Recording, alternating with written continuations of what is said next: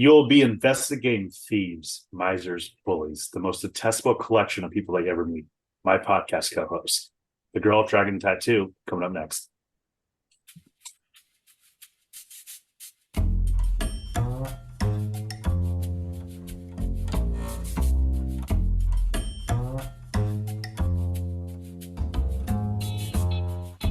Haven't Seen It with Tim Sestito and Tommy Tevenet.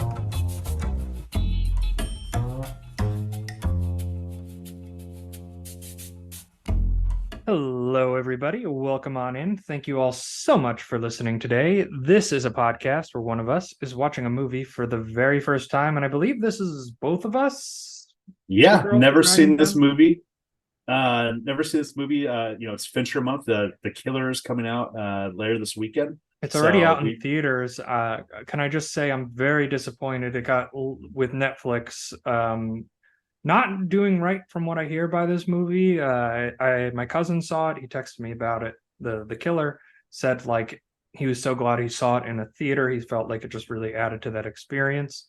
And then I checked, and there is literally 0 theaters in the state of Tennessee showing The Killer. And I'm like, gosh, like, damn, like I really want to see that in theaters, and I have not purchased a Netflix subscription after they decided to stop allowing sharing to kind of stick it to them. So maybe I'm still finding ways around that. It's weird with my Netflix thing because I use my mom's Netflix. It got blocked on my Roku, but it was working on my Xbox. And now it's the other way around where my Roku is working, but my Xbox is blocked. But regardless, yeah, like you're saying, like we talked before about how like the theatrical experience is so important. Like, you see a movie and, like I saw Halloween on the big screen for Halloween weekend. I've seen this movie hundreds of times. And seeing on the big screen was fucking terrifying and really add to the experience. So the fact that I'm probably going to be watching The Killer for the first time in my apartment is a little disappointing in a way. Where like So just to add on to that, I saw Psycho in theaters on Halloween. I took Emily to the Franklin Theater to go see it, and she absolutely loved it. She knew nothing about it going in outside of like the kill scene, the shower scene, because everybody knows that. And just like the dual personality split, like persona, like that twist like kind of blew her mind at the end. Like she did not know that was coming or see that it was coming. So and you're right.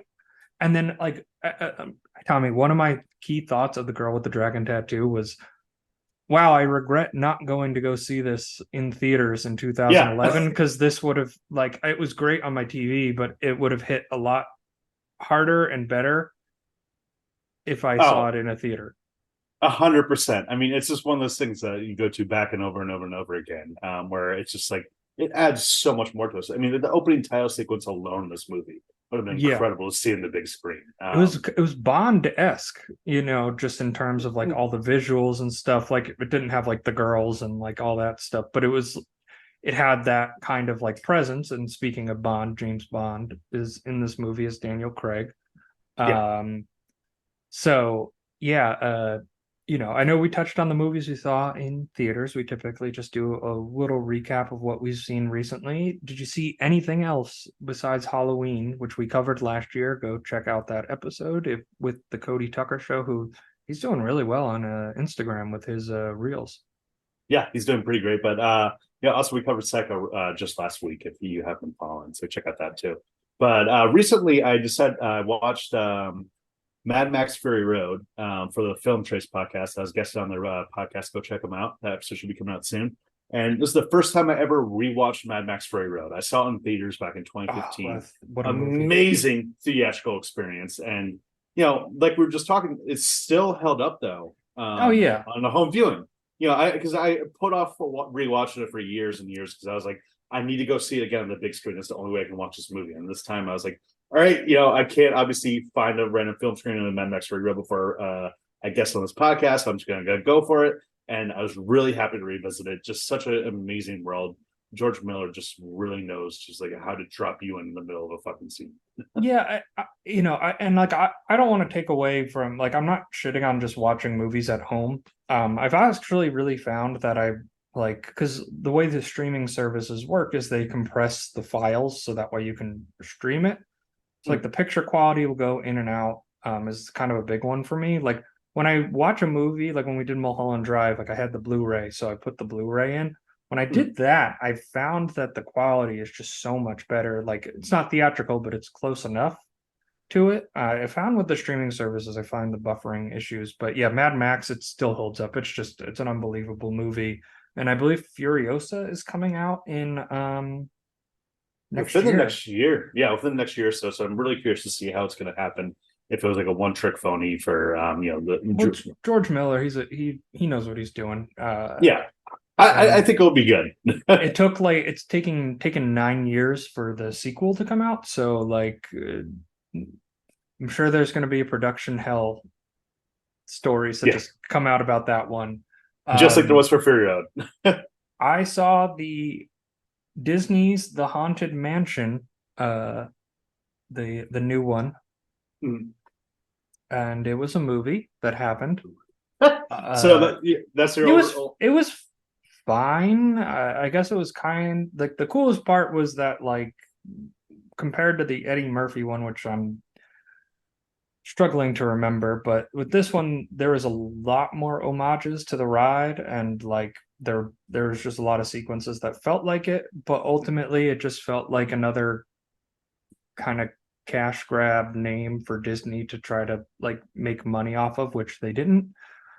They also released it in July instead of October, which is like legitimately boggles my mind in terms of maybe the worst release date scheduling I've ever heard. Like they I think released it a the week after Barbie and Oppenheimer. Yeah, The Haunted Mansion, which is just like, oh, this is like a light family like horror movie. We'll get in the Halloween spirit, and they released it in July.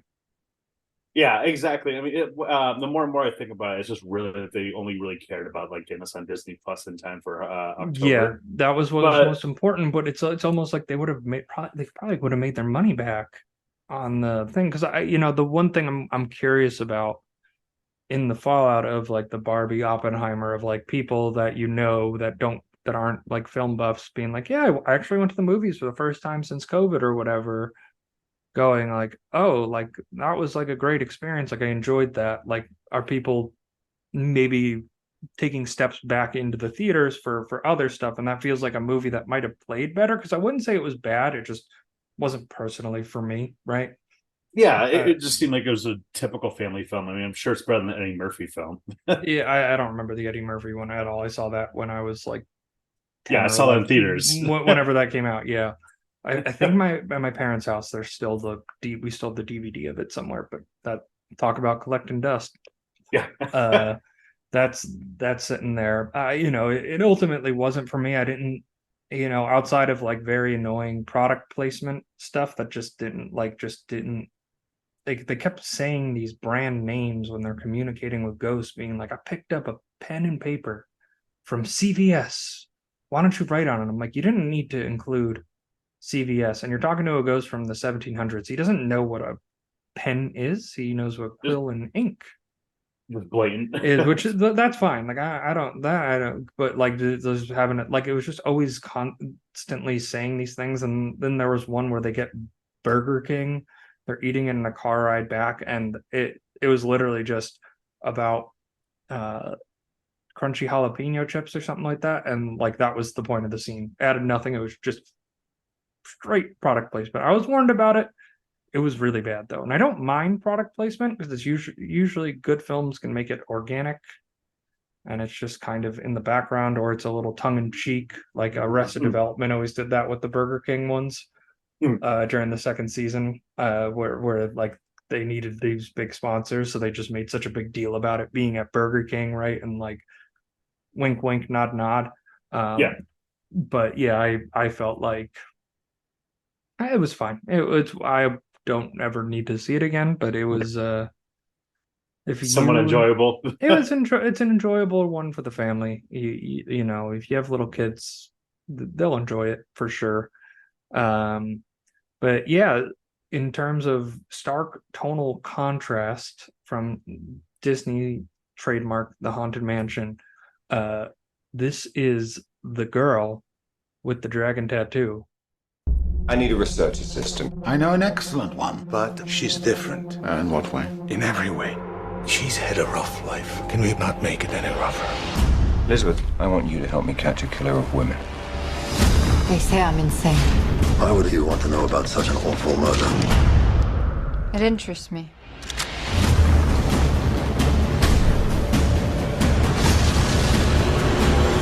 The Girl with the Dragon Tattoo. Rated R. In theaters everywhere December 21st. So, The Girl with the Dragon Tattoo, it was that book that everyone read at the beach in the summer of 2009. Now, I'd never read the book. And just in terms of the movie, I'm very surprised this was a beach read, because there's a lot of like pretty graphic, intense sexual kinks, which I know, like 50 Shades of Grey, but like that was like a porn book, so like I think people like knew what it was. Like, this is like a thriller. It's not like an erotic novel, or nothing about it should be erotic to you. Believe me, nothing about that should be erotic about what goes on in this movie. No. I mean, sometimes it is like one of those things with like beach reads, where beach reads end up being like kind of like fucked up murder mysteries or something like that. Yeah, and I feel it almost makes me want to read the book, because I felt like Fincher was if I'm taking the movie, at least the beats and the plot points being pretty one-to-one. I know books and stuff are adept. I felt like Fincher is definitely the right guy to adapt that. I would say the biggest strength for this is the pacing of it. It's a long movie. It's 3 hours. It does not feel its runtime at all. And I would say, in contrast to Killers of the Flower Moon, where it's like, didn't feel its runtime, but it felt long. Like, this didn't really feel long, if that makes sense. Yeah, and I mean, the pacing was great, and like the character reveals and all that stuff. And it's crazy to think in this movie that you don't see Daniel Craig and Rooney Mara, the two leads of this movie, together in a scene until like midway through the movie, probably like an hour and like 15 or something like that into the movie. I think it's like right before the halfway point of the movie. So if you don't know, and just to simplify the plot down, Daniel Craig's character Mikhail is a journalist who was recently discredited for publishing against this wealthy businessman. A different businessman whose family kind of built the industry in Sweden reached out to him to come write a biography of his life, who was played by Christopher Plummer, it's so good. It was giving me a little bit of Knives Out vibes. Knives Out vibes. I was like, for the original one, I wonder, a lot of directors will have like lists of film influences that they use, and it would almost make me want to go back and rewatch Knives Out and see if there's any like sequences, because they're totally very different. But like, you took Daniel Craig, put him as your lead, as your investigator, and then you had Christopher Plummer as like the patriarch of the family there. But Daniel Craig goes and is actually there to investigate a murder of a family member from over 40 years ago. And then we follow Elizabeth, who Rooney Mara plays. We follow her life, and then how he needs an assistant. She comes into the story because she had done the background search on him before this family hired him. And that's kind of the general synopsis of it. There's a lot that goes on in the first like 40 minutes before that even happens. Specifically with Elizabeth, I actually really, it's so nice when a movie just like lets you just understand who these characters are. And just like takes its time with it and get an understanding of who they are, what motivates them, what drives them. The introduction to her character alone, I think, is like one of the best character introductions I've seen in a movie in a while, where it's the introduction of like her employer talking about her to like it's like one of his clients being like, yeah, so this is a person that like we don't really want to be in the office. I prefer for her to work from home because she's not really great with people and stuff like that. And there's pounding music going on now while she's you're seeing the silhouette of Rooney Mara walking in. She's this like 80s punk style, like Yeah. full on mohawk, like goth and everything like that. Insane looking. She walks in and just like, here's the fucking character. Here you go. Boom. And her performance, I think, in this movie really drives it. She is just incredible in this role. I mean, this is a book that has been adapted before. Yeah, as there's a Swedish movie. there's a Swedish film of it. Yeah. And Naomi Rapace, who's been like Prometheus, and she ended up having a thing. And I'm sure she was fine in the movie, but I felt like the vibe from that felt cheap, like series for me. And I've never seen it, so I can't like, I don't want to speak on it, and I also feel like I don't know anything about the Swedish film industry, Swedish film directors. Like typically with international films, they have their own style, their own pace that are just different compared to, you know, Hollywood and US films. Yeah. So I would have to watch it to really say like, oh, like it's probably just a significantly different movie. Because, you know, part of my thought was almost like they gave it, because it's very weird with Fincher, because he's coming out with The Social Network. That was 2010.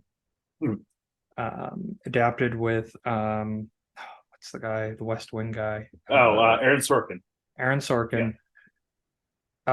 You know, which is considered one of the 10 best films of the last decade, which and then he comes into this, and then it's this, you know, and my impression of it was that beach read book.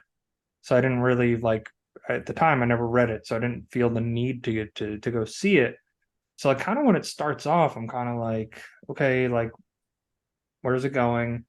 And then like once I kind of got into it, I had the thought of like, what does this movie look like with like, if they just throw like a studio guy on it, you know, like a guy who he can make a fine movie. Like I don't even know the names, but like they're the guys that just kind of shovel out. You're John Turtletop or whatever, the guy who directed the Meg. Shit like Brett, that. Brett Ratner, just like one of those guys like that just kind of shovel out the schlock. Because like I can't imagine, like I was stunned when I saw that this movie grossed $232 million on a $90 million budget, because I was like, this movie had to have lost money. Like it's this beach read, and I guess it was just a different time in terms of like watching movies, because like the Netflix streaming like was just kind of getting its footing, but it wasn't on TV. You know, it was on your computer mostly. It wasn't on TV. So people going to go see it, like, you know, it makes sense in that regard, because it's one of those things where it's like, if this was the book that came out in 2018, right, there's no way people are going to see the 3-hour cut of the girl with the dragon tattoo. For there's a very schlocky version of this movie that could have been made. I mean, like, definitely in the wake of this movie, we've seen a ton of like, you know, murder mysteries that like end up coming out that were very similar. Like I remember seeing The Girl on the Train, which was like a similar murder mystery. Yes, and that was just like, God, like that was not that good. I was like, okay.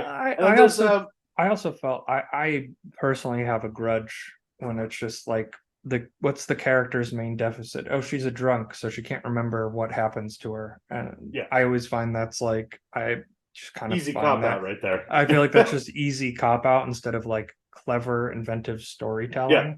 Well, you'll like this. They didn't end up making an like kind of a sequel / reboot of this in 2018, because apparently this didn't do well enough for Sony. Sony pretty much pitched this movie to Fincher, like, here's this book, Fincher, you can make your own franchise for adults, because like, you know, at the time, you know, even 2011 superhero movies were just starting, but it was like really most franchises were just like kid movies.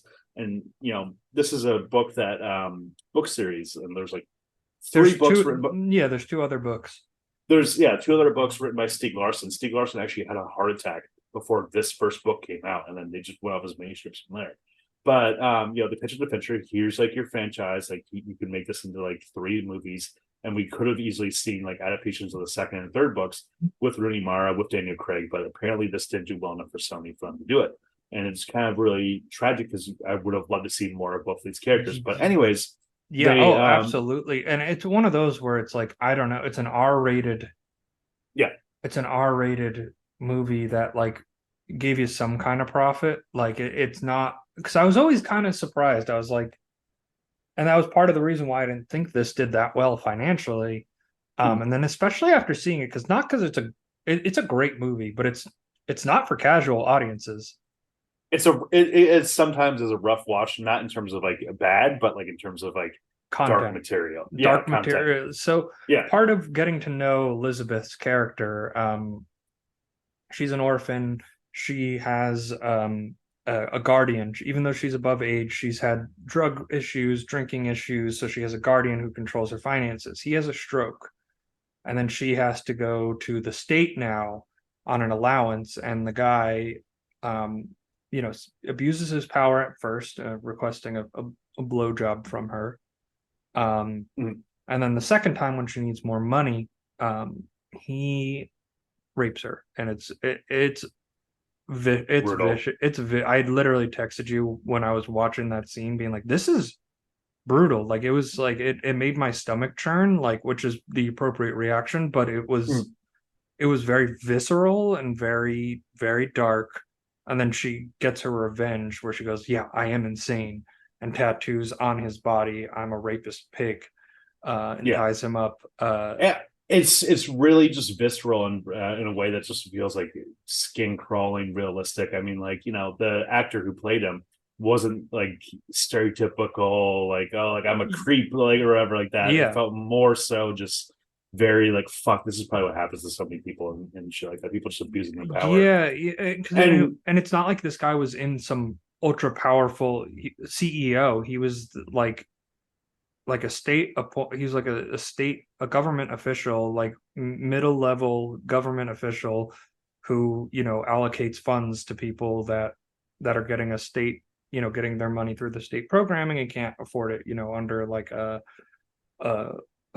guardianship, like the one that Britney Spears was on with her father. I know that's probably the similar equation, because it is set in Sweden. It takes all that in. Everybody just speaks English instead of Swedish, which is Daniel Craig just decided, I'm not going to do a Swedish accent whatsoever. I respect yeah it. Like, he respected, because he's probably like, I'm going to do a terrible Swedish accent. I mean, Rooney Mara, she is great in this movie, but her accent, I wouldn't say is Swedish, really. It goes in between like different like, dialects. and for me, doesn't bother me. Robin Wright tries to do a Swedish accent, and it was like fine. It was fine. It wasn't great. But I'm personally, that was like The Last Duel, because Ridley Scott, Napoleon, coming out this Thanksgiving. Very excited to go see it in theaters. But they his last movie, The Last Duel, that was another criticism, because it was between the War of the Five Roses. You had French and English, and like you had Ben Affleck and Matt Damon, and like neither of them did an accent, and people were very critical of that. And I'm like, I don't really want to hear them do. I don't want to hear Ben Affleck do. Like, I thought it was a good movie. I thought they was fun. I thought they were both pretty good in it. And I'm just like, yeah, I'm really glad they didn't do the accent, or maybe I'm misremembering. I don't know. Well, because sometimes the movies, they could just take you out of the movie, where it's just like, oh, this is god awful. I mean, Rooney Mara, I mean, she does do an accent. Like I said, even though it does like switch between sometimes like different dialects, it didn't take me out of the movie and didn't really make it. But Daniel Craig, it's like, whatever, fine, cool. Daniel Craig, just his movie star persona, you can just say whatever. You kind of had to laugh though, where like, Rooney Mara for this role had to go through so much shit. She got piercings like all over her fucking face, nose, her fucking nipples, even, which she said was like really kind of painful and shit. And Daniel Craig's like, you know what? I'm just not gonna do an accent. My take is that this guy's I'm gonna gain a little bit of weight. That's all I'm gonna do for this role. Yeah, I'm just not gonna have the Bond six-pack for this one.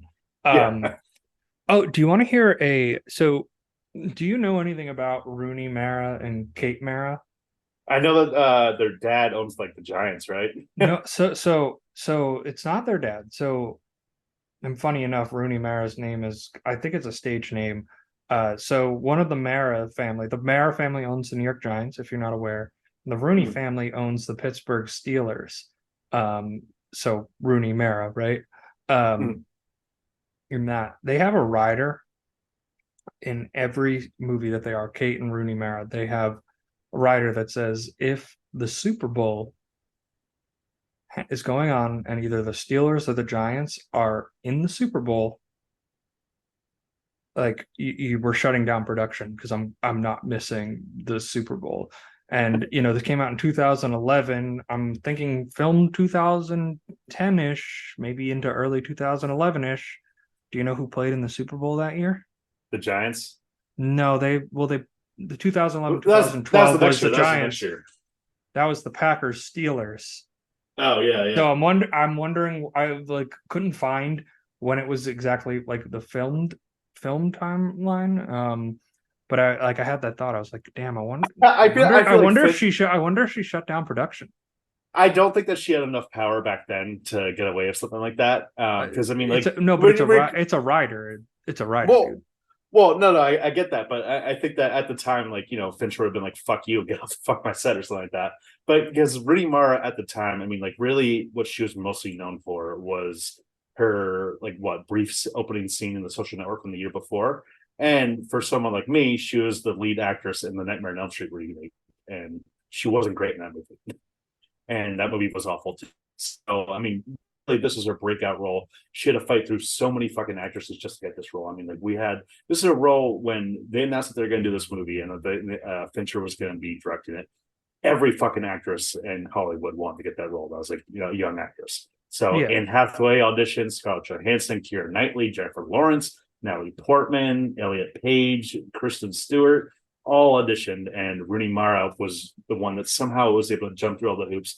Fincher would tell her stuff like, "Oh, like, you need to go out and get wasted so we can see how you look like strung out," and she would do it.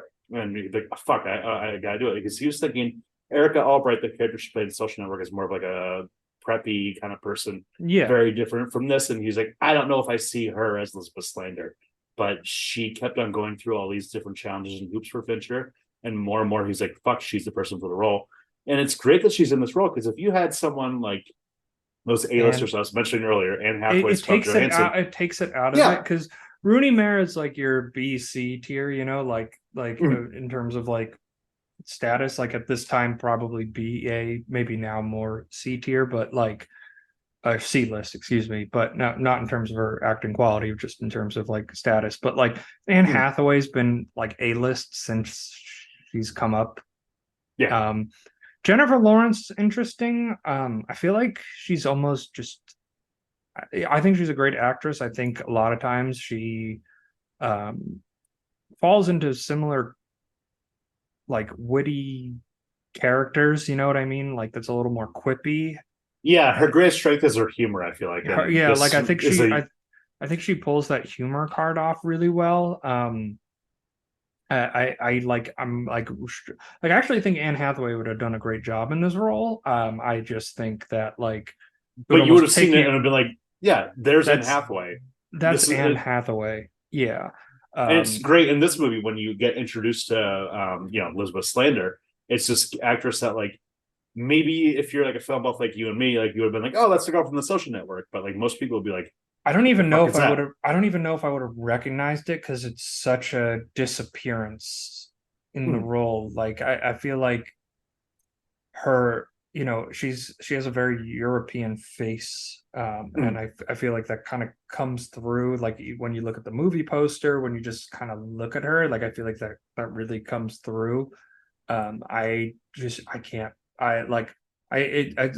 seeing this, it's hard to picture any other, well-known actress doing this. Like those people that you listed off, like I can't picture it. I can understand why anybody would want the role, and it speaks to Fincher as a director, because like nothing about this role is like overly like, oh, this is just gonna be nice, easy, performance. Like there's a lot of nudity from her shown, makeup, the piercings is like very unique hairstyling, right? That most conventional actresses would not, wear. So it just speaks a lot to the quality of Fincher's work, that people are just like, no, I'll do anything to work with you. Like, I don't care. And again, it's like, yeah, if we had a Brett Ratner doing this, who's playing Elizabeth, who's going through that to work on a Brett Ratner set? Not many people. Yeah, no one's gonna care as much. They did a sequel to this in 2018, which I was mentioning earlier. It was more of like a sequel reboot. And you'll love this part. It was directed by the guy who did the Evil Dead remake, which you loved. And Claire Foy was from like The Crown, was in the role of Elizabeth Slander. And apparently, I haven't seen it, but this movie has a terrible reputation. I didn't even know another movie came out. Exactly. Well, yeah, it bombed at the box office, and like nobody gave a shit. It was just like a sequel that like everyone was like thinking like, shouldn't you just have Rooney Mara back in the role and like everything like that? And it's like because she's not going to go through it to work with the guy who did the Evil Dead remake. Yeah, and like as much as I personally like the Evil Dead remake, when you go from that guy, from Fincher to that guy, yeah, you're gonna get a little bit of a drop off right there. And I think that like it's not as much care. And apparently, from what I've heard, the sequel that he made is more of like an action movie than this is more of like a thriller. This thriller. is a straight mystery thriller. And when I was saying like it actually made me want to read the book. I think Fincher does a great job of showing what would be a chapter of a book. Especially when Craig gets to the cottage and starts filing through, and just the way that he's pouring over, because a lot of this movie is just like staring at maps and words and books and like running through it, or like a computer screen like that's mostly what this, like a lot of the visuals of this movie takes up. And Fincher finds a way to just make it compelling, and it's not surprising at all. Just the way he's able to pace it, like from my stories of him, are just in terms of his meticulous attention to detail on set. It's like he sees the vision and he has it, and you just fully put your trust into him. He's very Kubrickian in that way, where he also does like 100 takes for his movies and stuff like that. Some actors definitely couldn't go through that, but pretty much you break through your actors to the point where they get the central performance that he needs right there. So it must have been tough at this point. I mean, some people definitely don't like that style. I mean, like Jake Gyllenhaal apparently in Zodiac hated the fucking fact that he had to go through all these takes. And I get it. I'd be fucking part of this too. As an actor, I was like, I'm doing this again? God fuck damn it.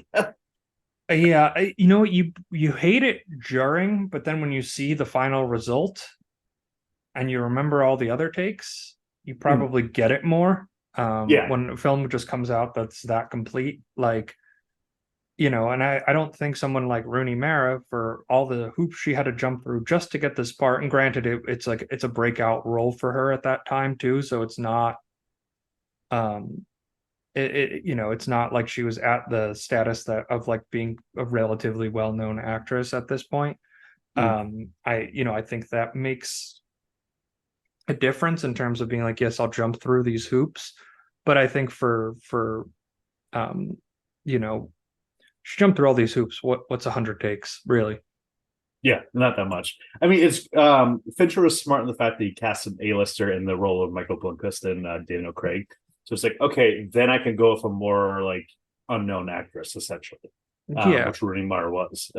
Because if it was two A-listers, it would have been like, this is just some random star-driven film. Yeah, and it was a wise casting decision. I think we should kind of talk about the mystery of it. So Harriet, of the what's the Venkman? What are the Wagner family? She died when she was 16, or so we're told, and the patriarch of the house, played by Christopher Plummer, Henrik, has been devastated since then. It lost the business, right? So it brings him on there to investigate. And, he's helped by Martin Wenger, his nephew, who's played by Stellan Skarsgård. Let me ask you, when you were first introduced to him, what was your take on him? Because I got it was a mystery, so you kind of had to start looking in all the places. Introduced Stellan? Yeah. I thought that immediately, this is a little bit creepy right here. This guy is a little bit dumb. I think that Fincher isn't interested in the mystery of this. I think he's more interested in the procedural aspect of it.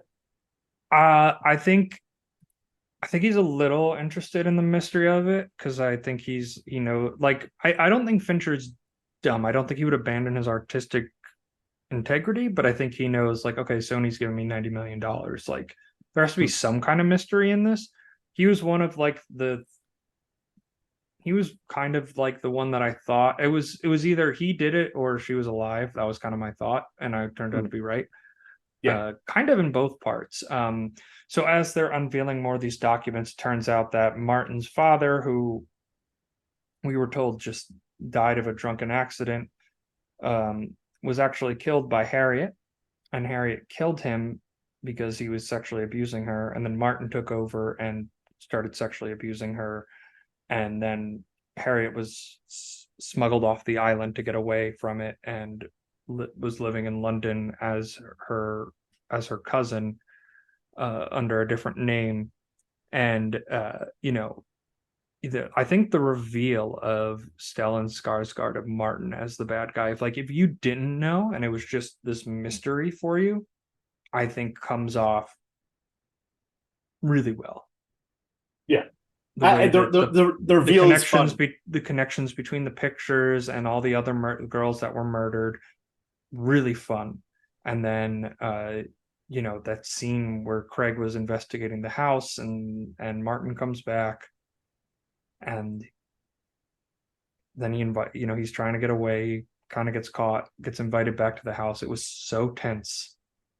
It's a great scene of just like both characters know that the other character knows, and to an extent. I mean, and if Daniel Craig leaves the house, it's just like, well, then I know that you know, or something like that. So why don't you be polite? Why don't you take the coffee or whatever it was, the drink and stuff like that? Yeah, that was his perspective, and then it brings him down to his basement where he kills and tortures girls. Martin does. He was taking off he ripped off his shirt, was like untying his pants, and he was like, I've never done this to a man before.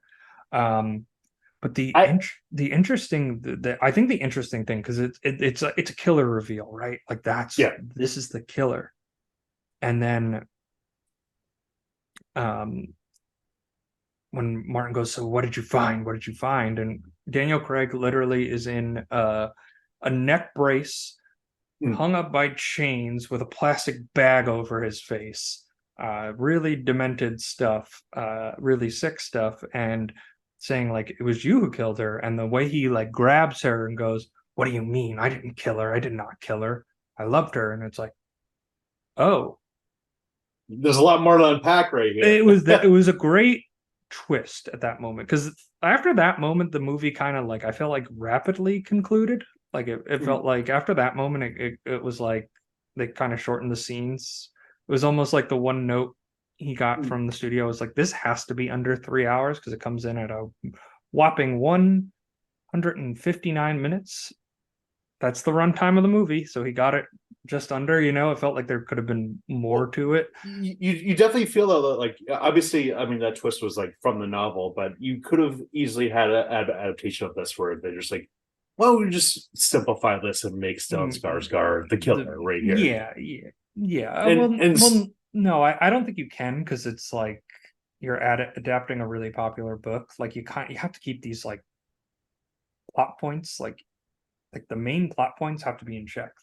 Scenes and character interactions that could or couldn't have happened, that nerds of books will argue about. It's it's for pacing. It's when a book has 5 different characters and they kind of get condensed into one in a film adaptation, because we don't need 5 different small characters. We could just do it with one guy. I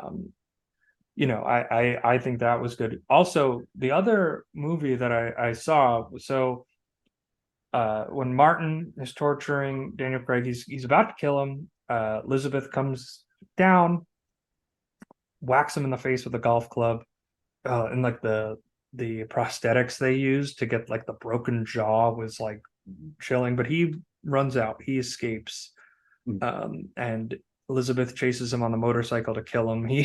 I loved how she asked Mikhail for permission. He's like, do you have permission to kill him? He's like, yeah. After what I just went through, yeah, you can kill him. You can kill him if you want. It's one of those things that Rooney Mara, her character is so asocial and probably neurotypical, to say the least. But it's almost her just asking hey, I'm not sure about the situation. I think that this is a situation where I probably could kill a guy. Can you please just tell me if I'm right in this situation? Yeah. Do I have permission right here? Because we get the vibe that obviously Daniel Craig is really the only person in Rooney Mara's life that has ever shown her like respect and not been like afraid of her or just like, oh, look at this fucking freak and stuff like that. Yeah, and the way he like introduces it, she take because this is right after she had been raped, or relatively thereafter, and when he knocks on her door unexpectedly, she goes back in and grabs her taser because she thinks this guy like wants something of her, and he's like, "Listen, I have a proposition for you. If you have no interest, I'll leave. You'll never hear from me again." Yeah. I felt like the one thing that like for me that I didn't love that they hooked up. Just me personally, it kind of makes sense in terms of her character, in terms of like affect like Well, kind of confusing, like a paternal yeah. instinct for like a sexual companion. But for me, it like I didn't think the movie needed it. I guess for the ending, but like again, like it would have been. I think it would have been fine without it.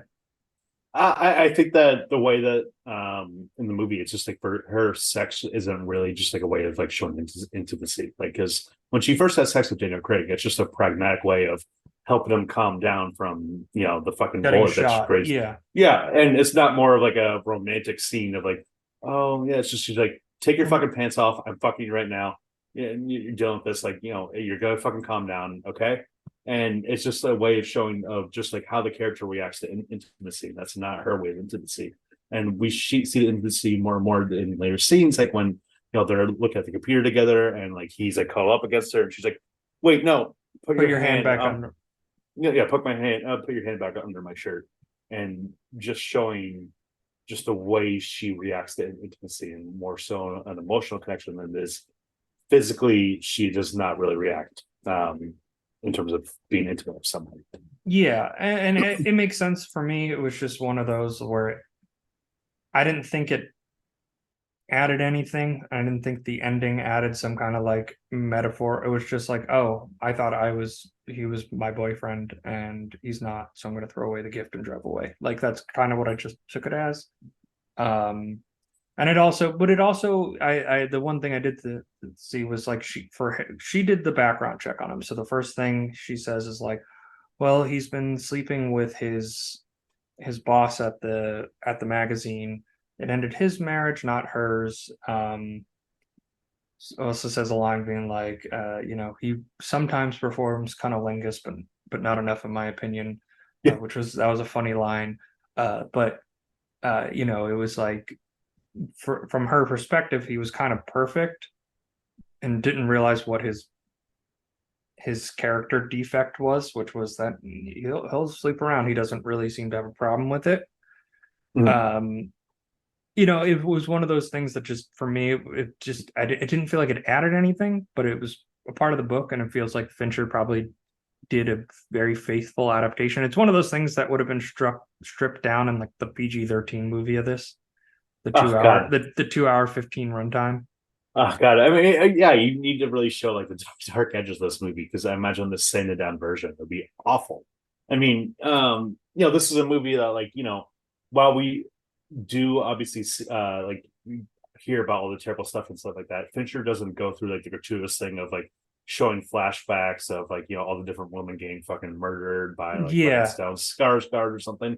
We don't need that. This is just information right here, and it's just information. This is the plot point of what happened. Like, because there are definitely some directors who would have maybe taken pleasure in the flashback of it and just being like, oh, this will get a reaction, this will get a rise out of people, and it's like, no, we don't need that. It's just like, this is the facts, this is the information. We'll have some pictures so you can see how gruesome it was, but outside of that, not gonna really need anything more.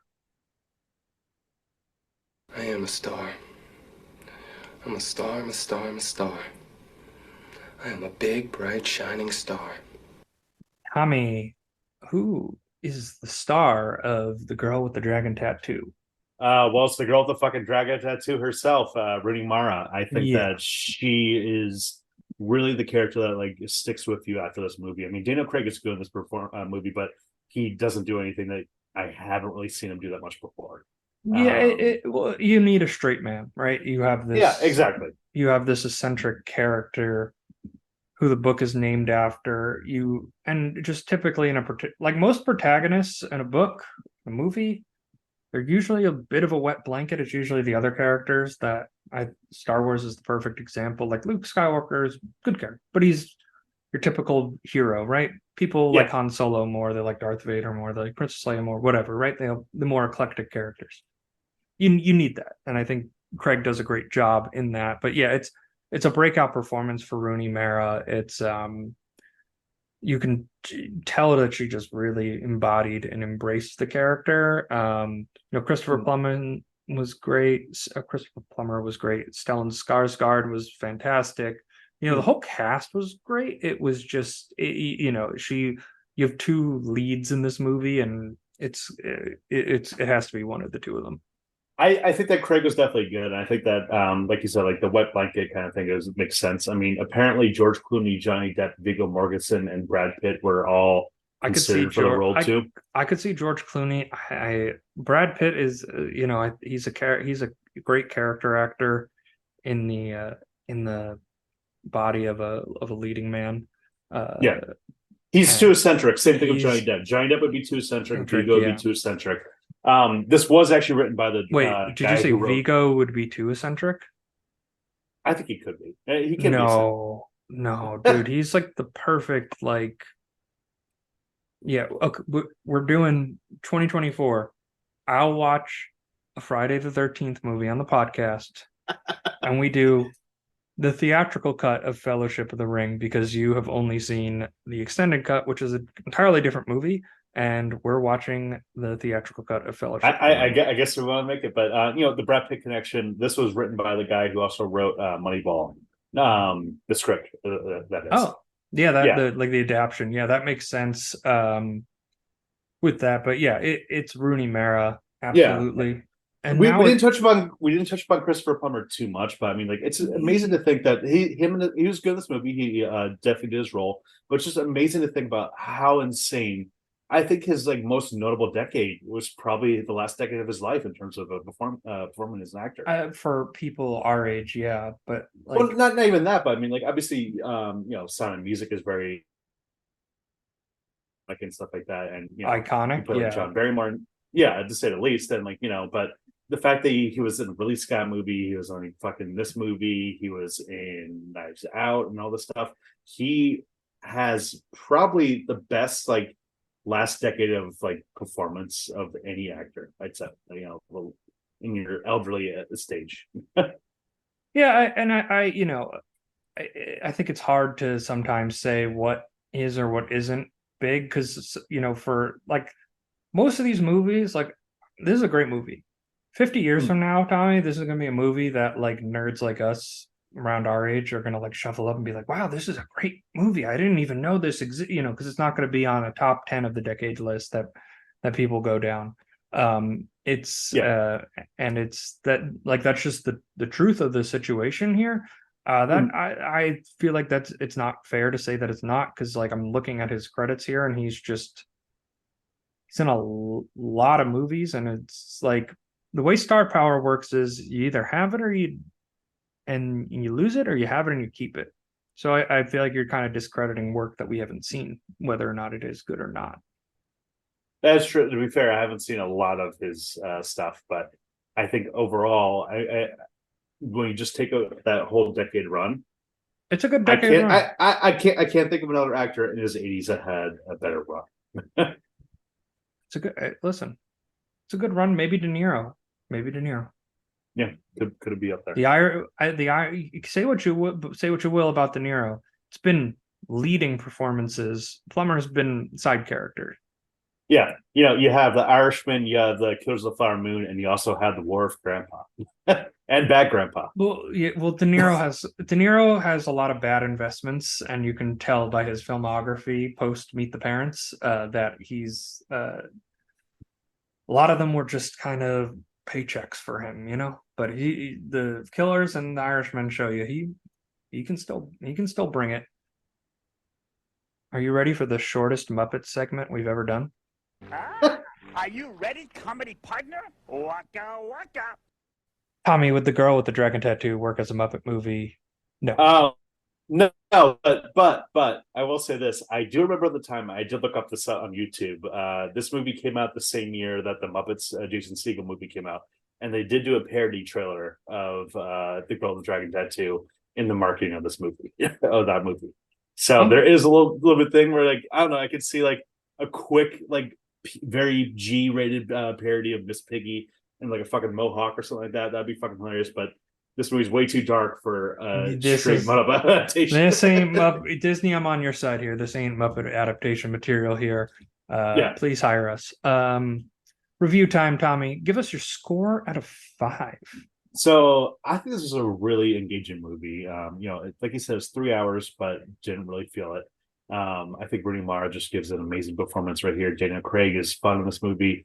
And it just really envelops you in its world. I'm gonna go for it at 5. This is a fun first watch, and I feel like I could definitely rewatch this again. It definitely feels like a movie that's gonna have more to it on a rewatch. I'm echoing your sentiments. 4 to 5, just great movie. Definitely one that I could even see like increase on a rewatch, where just more and more of the details kind of stick in your face. Fincher's a master for a reason, and you just fully see this on display here in a 3-hour epic. It's crazy too, is because like I was kind of like, all right, it's time to move on, because we like to keep the podcast under an hour, and I was like, I feel like there's still so much we didn't even talk about in this movie. Like, I think that's the crazy thing about it, is like we talked for 50 minutes about this movie, and I feel like we kind of just shoveled under the surface there. Didn't even break it down. Definitely watch this movie. Just note that there will be some visceral stuff that you'll have to watch. That's fine, but it's important. It's important stuff. It's not there just to surprise you or shock jock you. Yeah, it's not gratuitous in any way. Well, I would say the rape sequence is a little gratuitous, but like any rape is, but yeah. Tommy, any final thoughts before we wrap it up? So thank you guys so much for listening. You can follow us on social media. That's at Seen It Pod. That's on Twitter, Instagram, TikTok, and occasionally Threads. You still do that? Still, I think I haven't posted in a couple weeks, but we'll see what it is. It's time. I think it's time to retire the Threads. But anyways, I told you that. I told you that when you started this a couple months ago. Yeah, but anyways, leave us a 5-star review. Apple, Spotify, wherever you get your podcast, really helps us out. And be on the lookout. I guested on a couple podcasts recently, Film versus Film. I talked about The Exorcist Believer, and Film Trace. I end up talking about Mad Max Fury Road and The Purge, a movie that is all about the concept, and the movie itself sucks. But anyways, be on the lookout for those 2. So thank you guys so much for listening, and yeah. Thank you guys so much for listening. We'll see you next week.